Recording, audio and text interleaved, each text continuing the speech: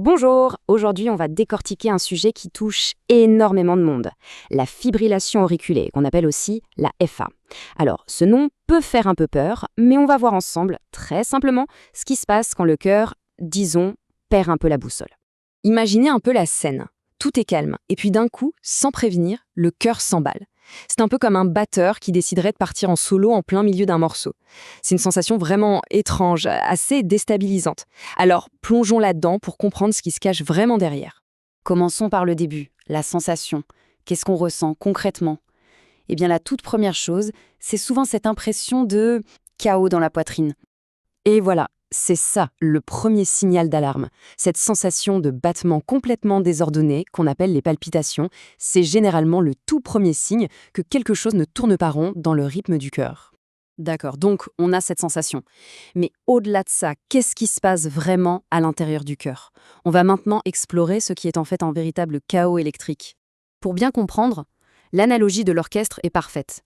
Un cœur qui bat normalement, c'est un orchestre bien réglé, avec un chef qui donne le tempo, tout est synchronisé. La fibrillation auriculaire, eh bien, c'est comme si tous les percussionnistes se mettaient à jouer en même temps, chacun dans son coin. C'est l'anarchie électrique totale. Pour être un peu plus technique, l'AFA, c'est le trouble du rythme le plus courant. En gros, au lieu de se contracter efficacement pour pomper le sang, les cavités supérieures du cœur, les oreillettes, se mettent à frétiller, à trembloter de façon complètement désordonnée. Le pompage n'est plus efficace du tout à ce niveau-là. Et ça, l'électrocardiogramme, ou ECG, ça ne ment pas. C'est là qu'on voit tout. À gauche, un rythme normal. C'est propre, c'est régulier, prévisible. On voit bien la petite onde P avant chaque battement, qui montre que les oreillettes se contractent bien. Et à droite, eh bien c'est le bazar. Plus d'onde P, la ligne de base tremble et surtout, les battements sont totalement irréguliers. Ça, c'est la signature de l'AFA. Mais attention, les palpitations ne sont que la partie visible de l'iceberg.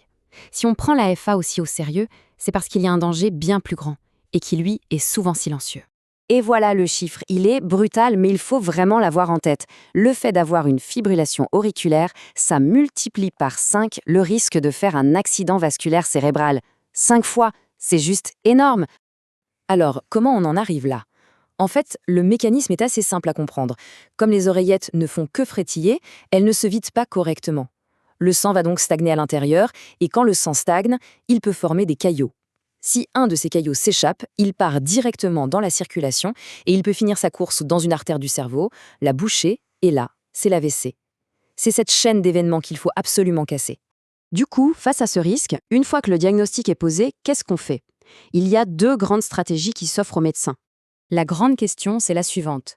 Est-ce qu'on essaye de réparer le cœur pour le remettre en rythme normal, ou est-ce qu'on accepte ce chaos, mais en s'assurant qu'il ne va pas trop vite? C'est un choix qui dépend de l'âge, des symptômes, de plein de facteurs.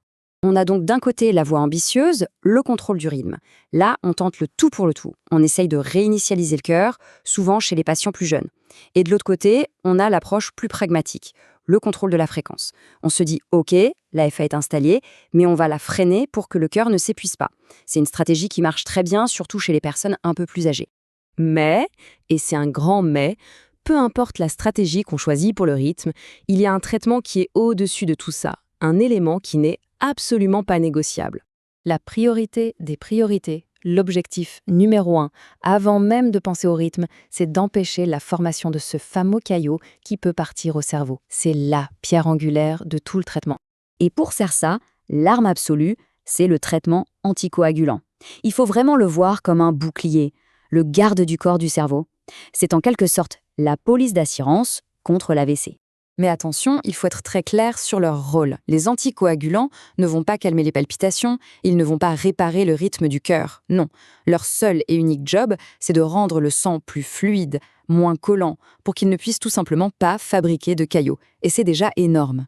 Pour finir, il est essentiel de bien comprendre ce que ça veut dire de vivre avec une fibrillation auriculaire. Parce que non, ce n'est pas une condamnation. Ce qu'il faut vraiment retenir, c'est ça. La fibrillation auriculaire, ce n'est pas une fatalité. C'est une condition chronique, oui, c'est vrai, mais c'est une condition qui se gère très bien. On peut tout à fait vivre et bien vivre avec, à condition de la prendre au sérieux et d'être bien suivi. Au final, la vraie question qui se pose, le véritable enjeu, c'est celui-là.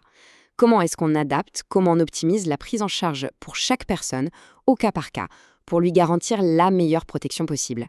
C'est là que se trouve le défi pour les années à venir.